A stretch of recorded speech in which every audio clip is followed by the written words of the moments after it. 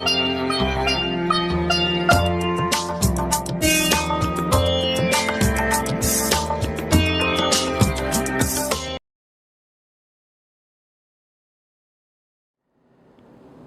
बहुत ही प्रिय और बेहद सम्मानित साथियों, हृदय की गहराइयों से अभिनंदन, बहुत बहुत हार्दिक स्वागत।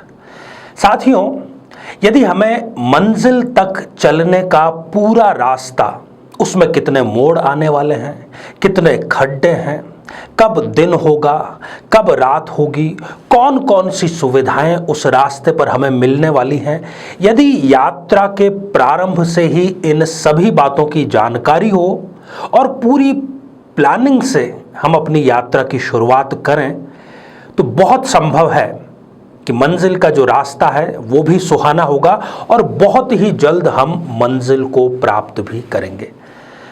साथियों, आपने बिल्कुल ठीक समझा, हमारा जो इशारा है वो राशि फल की तरफ है। वर्ष 2021 वृषभ राशि के जातकों के लिए कैसा रहेगा?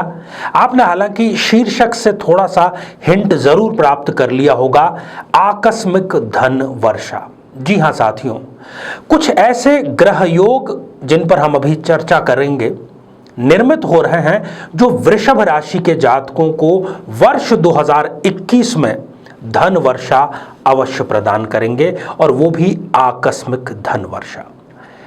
साथियों, राशिफल को बहुत बेहतर और बहुत संक्षिप्त बनाने का हमारा प्रयास है।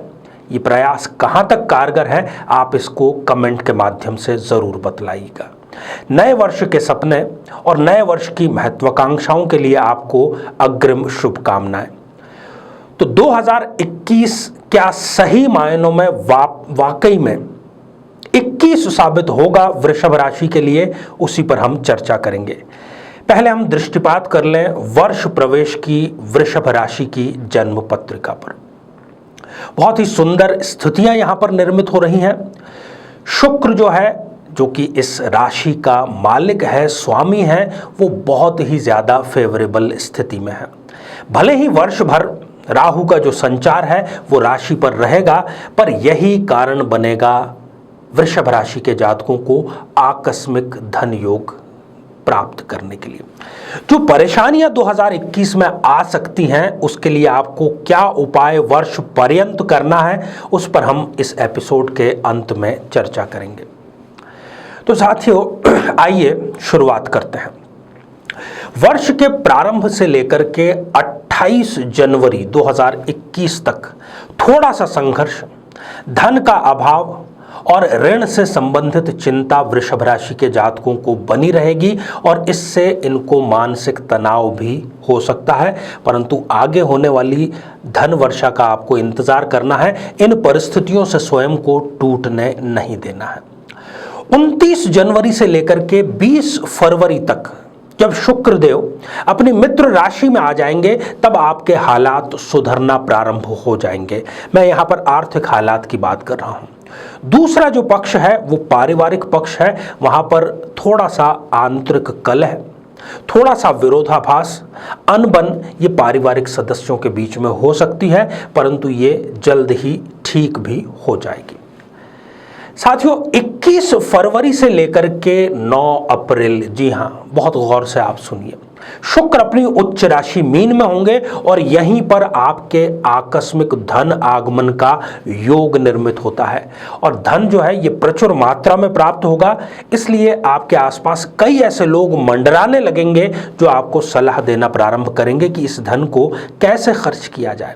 आप इसको अपने मनोरंजन पर खर्च करने के बजाय, वाहन पर खर्च करने के बजाय संपत्ति पर यदि खर्च करेंगे तो ये धन कई गुना होकर के वापस आपके पास में आएगा। बहुत सावधानी से इस धन को खर्च करने की आवश्यकता है।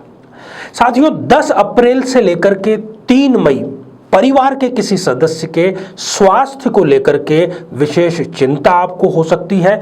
थोड़ी धनराशि उस पर खर्च भी हो सकती है, क्योंकि शुक्र इस समय रहेंगे द्वादश भाव में, खर्च और व्यय के भाव में।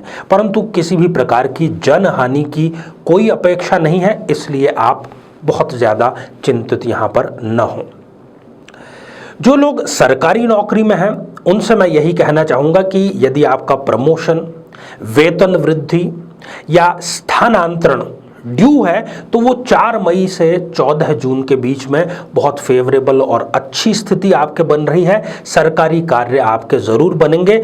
अपने अधीनस्थ से आपको थोड़ा सा क्रोध यदि आप करते हैं तो सावधानी पूर्वक क्रोध को कम करना चाहिए, क्योंकि उस वजह से आप किसी संकट में भी पहुंच सकते हैं।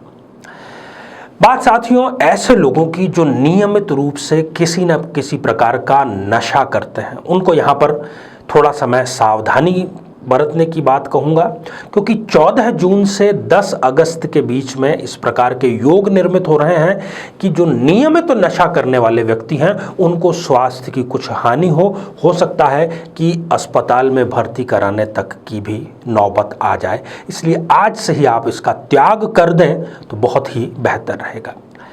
साथियों 11 अगस्त से लेकर के 5 सितंबर का समय ये कालखंड ऐसा है जब आपको संपत्ति में, चाहे वो अचल संपत्ति हो या चल संपत्ति हो, जैसे कि स्वर्ण या फिर मकान, प्लॉट इत्यादि, उसमें निवेश के लिए बहुत बेहतर माहौल और बहुत बेहतर समय इस समय रहेगा। इसलिए आप बिना किसी संकोच के, बिना किसी शंका के इस समय निवेश कर सकते हैं।